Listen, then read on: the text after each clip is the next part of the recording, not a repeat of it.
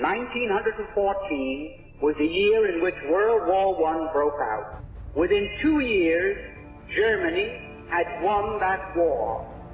The German submarines, which were a surprise to the world, had swept all the convoys from the Atlantic Ocean, and Great Britain stood there without ammunition for her soldiers, stood there with 1 week's food supply, and after that, starvation. At that time, the French army had mutinied. They lost 600,000 of the flower of the French youth. The Russian army was defecting. They didn't like the Tsar. And the Italian army had collapsed. Not a shot had been fired on the German soil. Not an enemy soldier had crossed the border into Germany. And yet, here was Germany offering England peace terms. Well, England in the summer of 1916 was considering that seriously. They had no choice. While that was going on, the Zionists in Germany went to the British War Cabinet. Look here, you can win this war if the United States will come in as your ally. The price you must pay us is Palestine after you have won the war and defeated Germany, Austria-Hungary, and Turkey. They made that promise in October of 1916. Now, that is something that the people in the United States have never been told. They never knew why we went into World War I. After we got into the war, the Zionists went to Great Britain and they said, let's have something in writing that shows that you are going to keep your bargain and give us Palestine after you win the war. And that was called the Balfour Declaration. The Balfour Declaration was merely Great Britain's promise to pay the Zionists what they had agreed upon as a consideration for getting the United States into the war. That is where all the trouble started.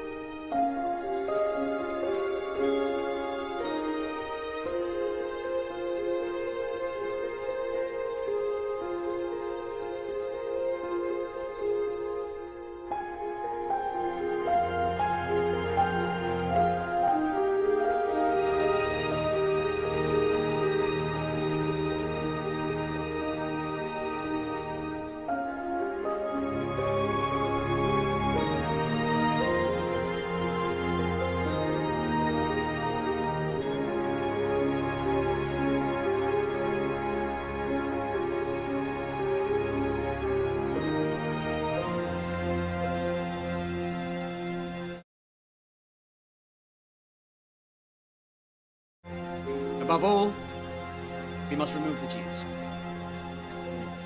They run our banks, they lost us the war. They alone are responsible for the economic disaster we're in. When you ask what have the Germans done to the Jews, you must always ask what done the Jews to the Germans. Since 1850, when the Jews got all the political rights in Germany, in the German Reich, they have done 3 things which are really dramatic. Number one, they were a small minority of 2% of the population. At the time when Hitler came to power, 500,000 within 60 million German people. 500,000 among 60 million.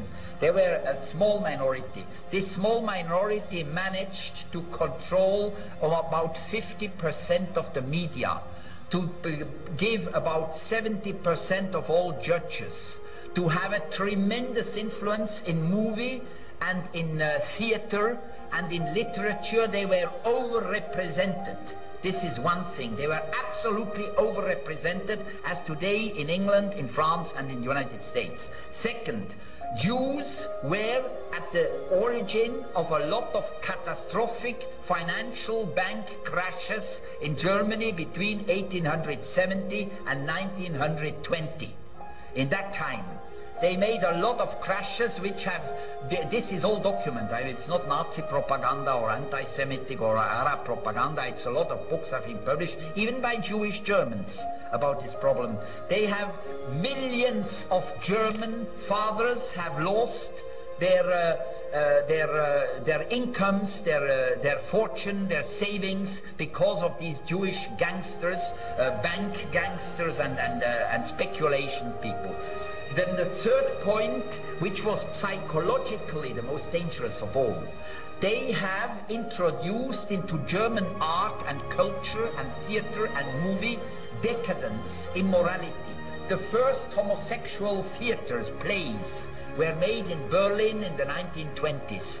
The first adultery theater plays were made in the 1880s and 1890s, 100 years ago, by Jewish authors. Adultery, then sexual perversions of all sorts, sadism, masochism, a lot of homosexuality, all these things, and then decadent art, you know, an art which is absolutely ridiculous, so-called modern art. It was all pushed by Jewish intellectuals, and this created among the German people a big revolt.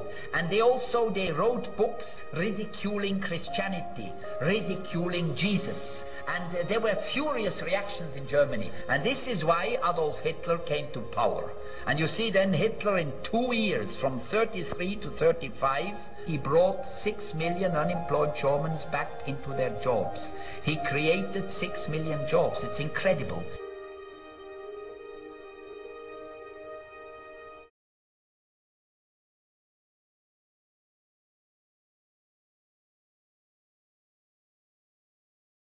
Secret negotiation between the Nazis and the Zionists in 1933, which allowed German Jews and their assets to go to Palestine.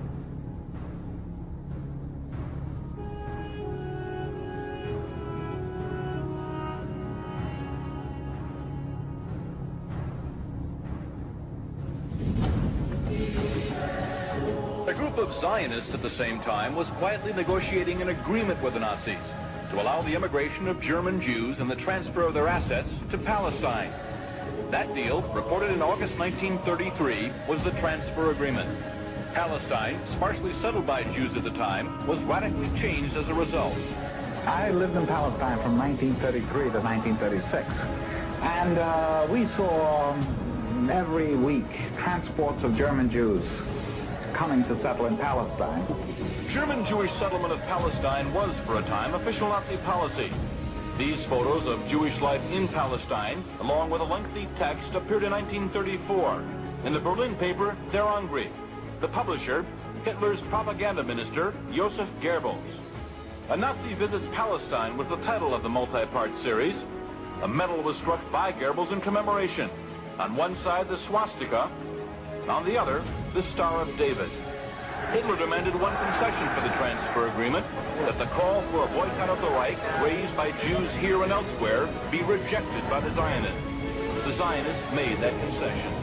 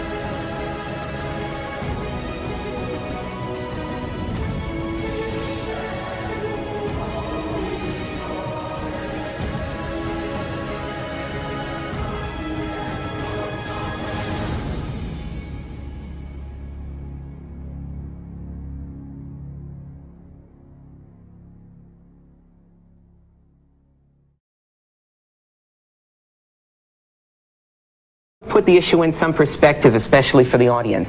When the war was over in 1945, it was claimed that there were 22 camps that had gas chambers in them. 22. By the 1950s, 16 of those camps had been officially revised by the Americans, the Israelis, the British, the Soviets, and now it was only claimed that 6 camps in Poland had gas chambers. In other words, what happened was the camps that were in Germany and Austria were able to be investigated by Americans, freely investigated by historians, but the camps in Poland were not made available to Western researchers.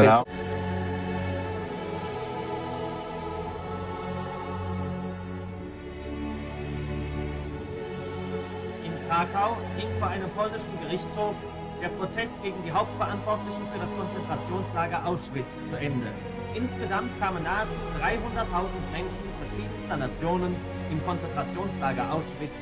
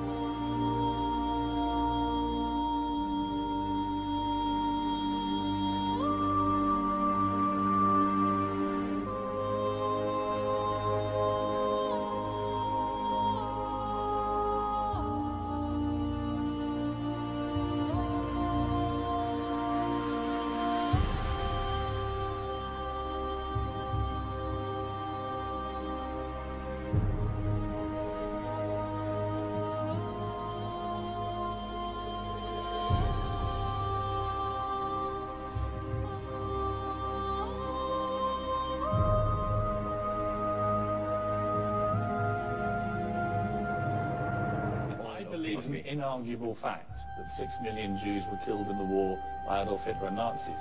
I'm merely asking you, as a president of Iran and as a scholar, do you believe that 6 million Jews were killed by the Nazis, or do you think that is not true?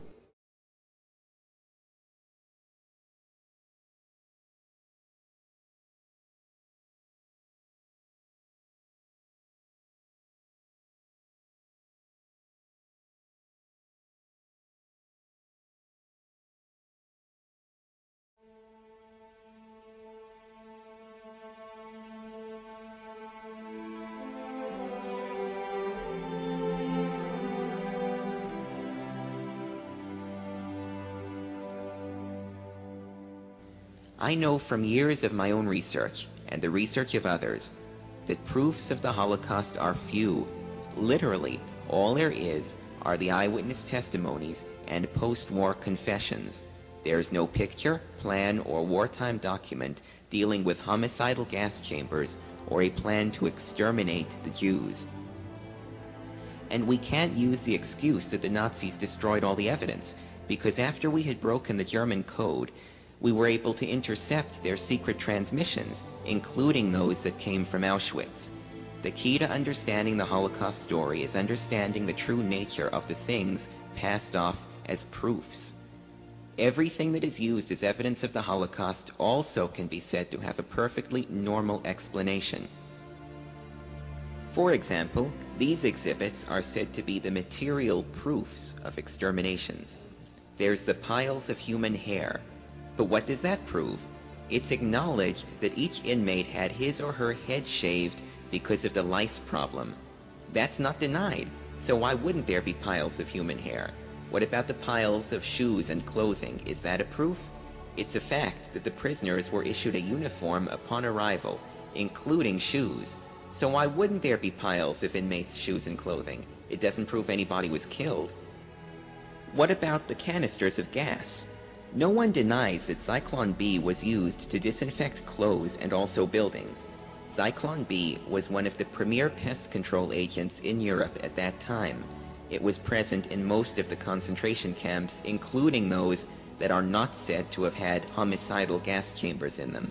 The typhus epidemic that spread throughout Europe during the war, and also spread through the camps, called for stringent lice control procedures.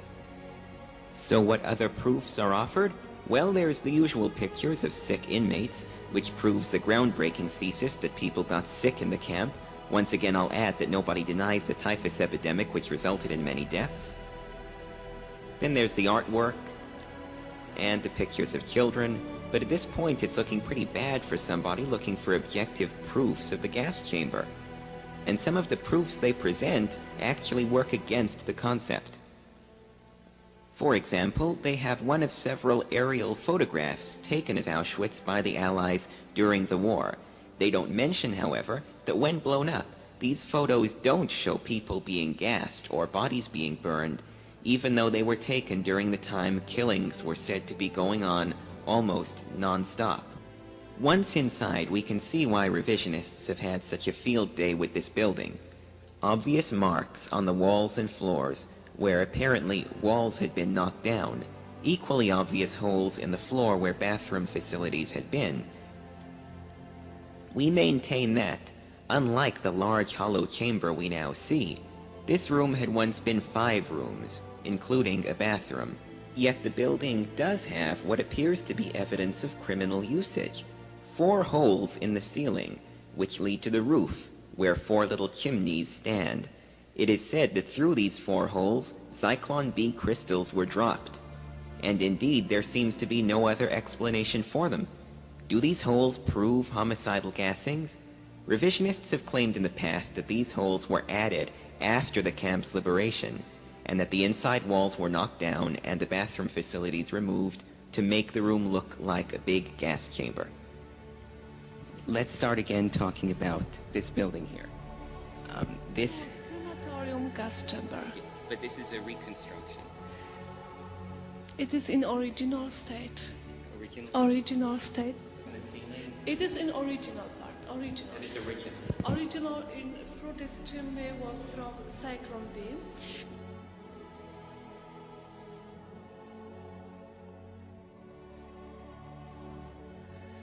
Are those the original holes in the ceiling? No. They've been rebuilt? Yes. Okay. After the war? After the war, yes.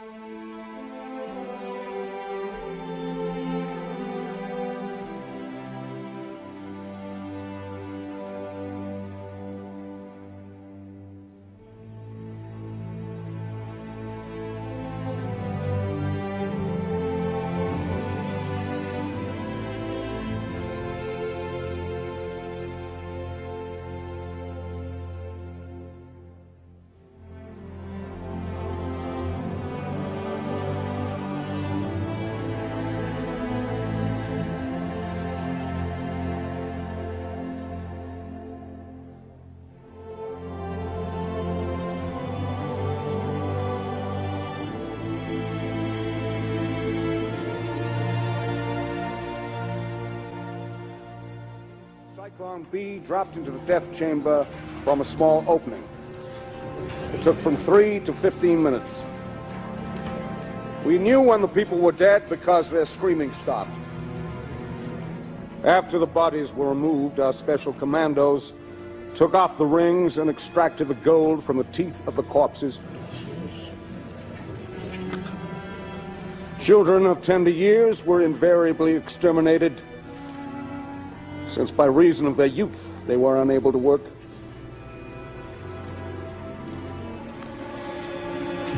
Is that all true and correct, witness? Yes.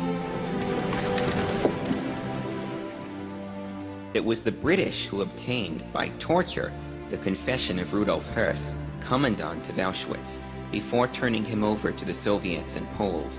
This has been confirmed in a book published in 1983 titled Legions of Death, which contains the recollections of British Sergeant Bernard Clark, who brags about having tortured Höss to get a confession out of him and of threatening his family. It was here that Höss was hanged.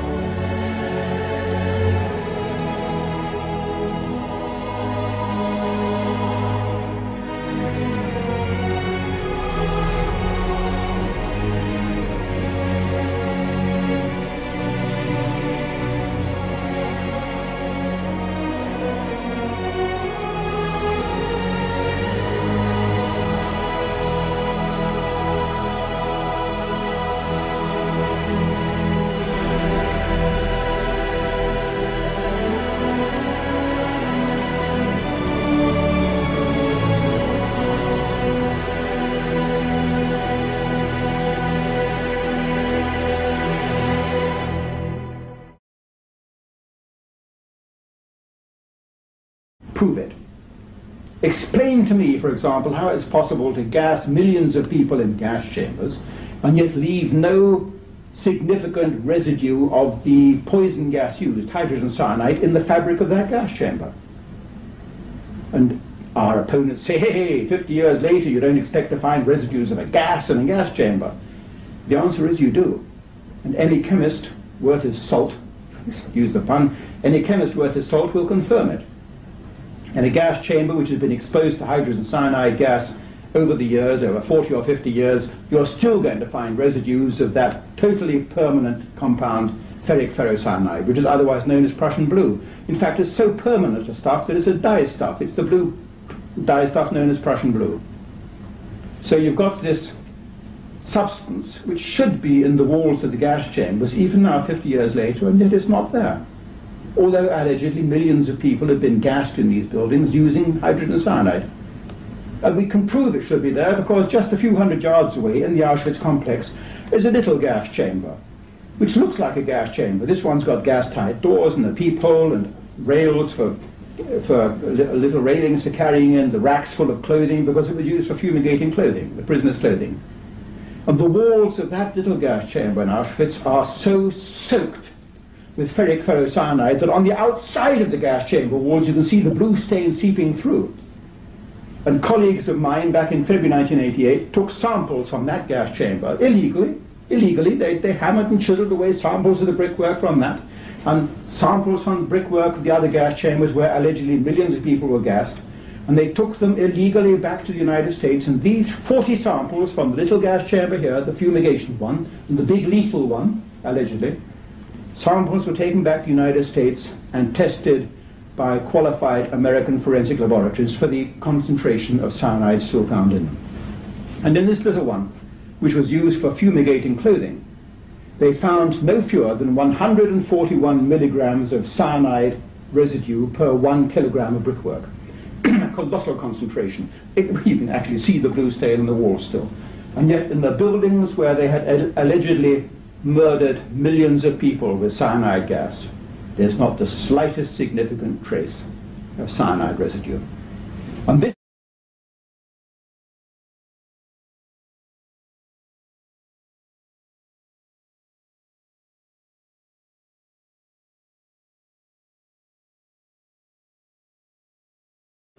What, aside from the samples, convinced you that these facilities could not have been used then or now as execution facilities? You must have gasketed doors, no windows, means of getting the gas in, means of getting the gas out. If those persons operating the facilities didn't gas themselves to death at the same time that the executees died, they certainly would have been blown to bits when the gas exploded from a switch, the heat of a light bulb, or the gas approaching and getting into the crematory furnace. We're talking about brick and mortar buildings without heat, with non-explosion proof lighting, without gasketed doors, in some cases without doors at all, and with crematories that opened very close or adjacent to the facility. I mean, it's just ludicrous to consider that these facilities could have been used as gas chambers. There is no such a thing as an eyewitness. I have never seen a report that was written by anyone who had a valid description of what could have happened at a gassing. So the long and the short of it is, there are no eyewitnesses because there were no gassings.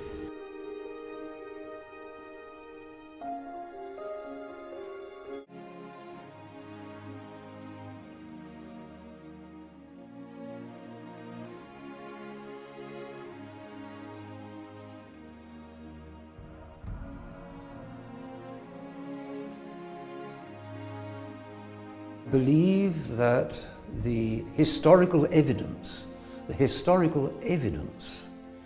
is strongly is hugely against 6 million Jews having been deliberately gassed in gas chambers as a deliberate policy of Adolf Hitler.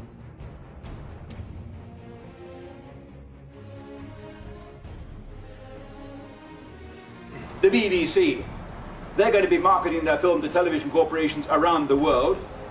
I'm going to be standing there in their so-called gas chamber at Auschwitz I, and I'm going to be pointing out, oh, no holes in the roof. So that rather makes a mockery of your eyewitnesses who said that they saw the SS men clambering up on the top and dropping the pellets through the holes in the roof. Oh, look at that door over there. It's got a glass pane in it. A pane of glass in a gas chamber, in a door. And there's a 2-inch gap under the wooden door. It's a drafty gas chamber, this one. Right? Are they asking questions like that? And they know they can't stand that. And so this is the reason that I'm banned from the Auschwitz site.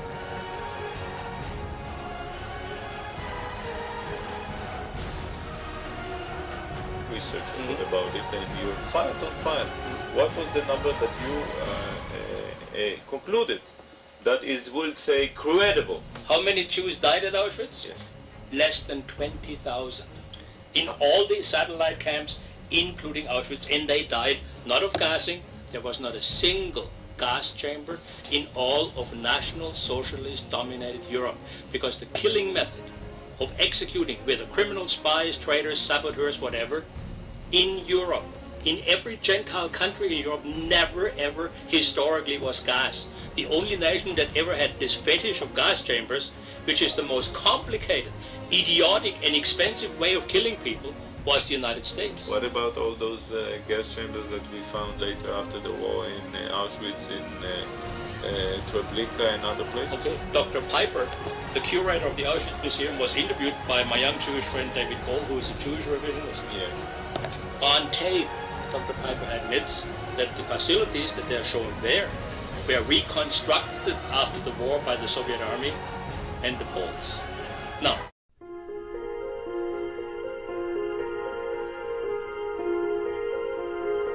Holocaust revisionists are breaking the bars erected around their imprisonment of conscience and speaking out. Robert Faurisson, for instance, a recognized French specialist in document analysis, has stated that no document has been found that proves that a plan for Jewish extermination by the Third Reich was ever contemplated. Expulsion, yes, but extermination, no. As punishment for challenging the official Holocaust line, Faurisson has been repeatedly the victim of physical assault, countless legal actions, freezings of his bank account, and heavy fines. In the year 2000, Swiss scholar Jürgen Graf, author of the book The Holocaust Swindle, after receiving a 2-year jail sentence for allegedly questioning the existence of gas chambers in Auschwitz, fled to St. Petersburg, where he's been living ever since as an exile. There in St. Petersburg, Graf is engaged in examining Soviet archives, which Graf claims, when allowed for release, will bring Jewry's official version of the Holocaust to its knees. Particularly scandalous and a blow to free speech and historical inquiry is the arrest of German lawyer Horst Mahler. In 2009, Mahler was sentenced by 2 German courts to 11 years in prison total for opinion crimes, one of them being Mahler's assertion that the official version of the Holocaust is the greatest lie ever perpetrated in human history.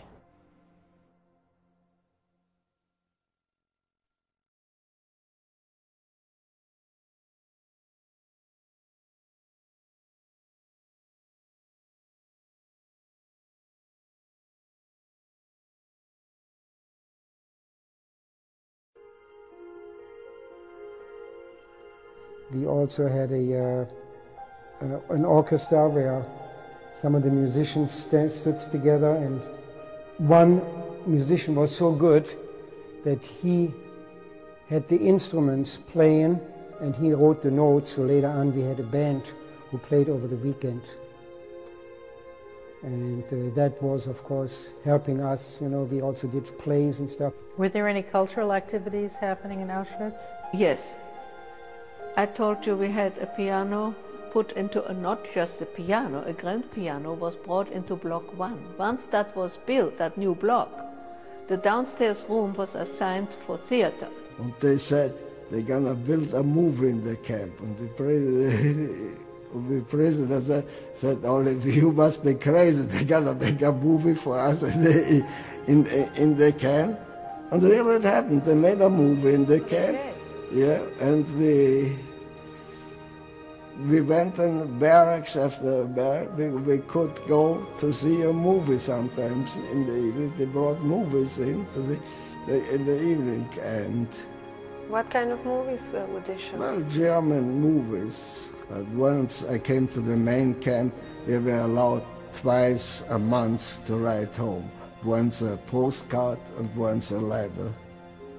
They gave you the materials? Yeah, they gave us the letter, the materials, and we could... You had money? Yeah, we still got money. The money we got through the Jewish community from Vienna who sent us, everybody, some money.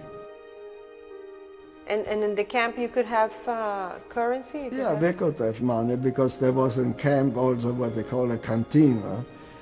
And not many times, but once in a while they sold a few cigarettes or they sold something, whatever they had.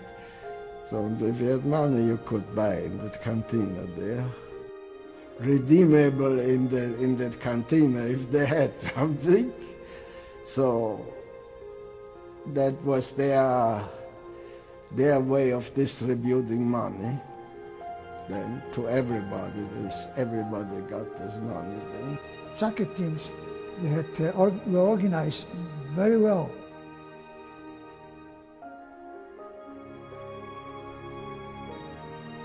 And one of this top enlisted SS men decided he wants to play for the Polish team. So we say, okay, you can play for us. And then the SS commandant He was like a captain. He decided to want to play for the German team. So he went in the field. But that's happened. So, but it was 1944. So. Is what you're saying then that the closer the end of the war came, pressure was let up rather than becoming more cruel? Or Freddie Hirsch called me to the children's barracks. He was heading then, and he asked me if I could paint something on the wall for the children. And I said, well, if you can get the materials. He said, I'll get the materials. I said, okay. And then a very handsome young blonde man from the men's camp came over one day, and Freddie Hirsch called me to come and meet him, and he asked me what I need. So I said, well, if I can get any wall paints, so any tempera paints, I would like those. If you can get me some. And he said, yes, anything you want. So I made a painting of Dopey standing on another dwarf's head with a cloak around him, so he looked like a tall guy, so he would be as tall as Snow White. I now understand that there was another painter who continued something painting on the walls after I've left. What did it do not only for you, but for the children on an emotional level? Well, it did several things, not just emotional, but the children then wrote a play which was a satire of Snow White and the Seven Dwarfs. The play was very successful because the little girl who was playing Snow White had an incredible voice, a gorgeous soprano, just like the one that you hear in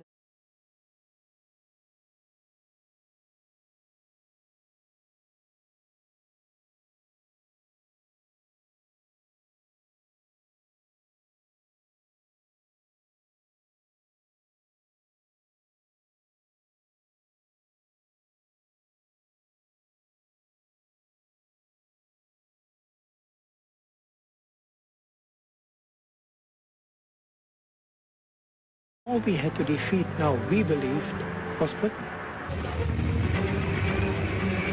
The German fighter ace Adolf Galland also thinks the next priority is the Battle of Britain. But when he meets Hitler, he discovers that the Führer's priorities are different.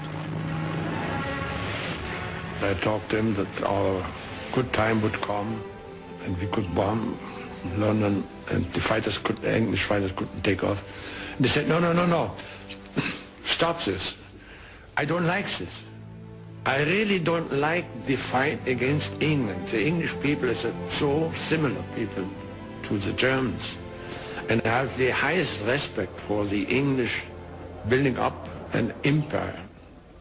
So you must understand, I'm forced to fight this fight against England, but I don't like it. I think that he himself had not got any great wish to engage on an invasion of Britain, because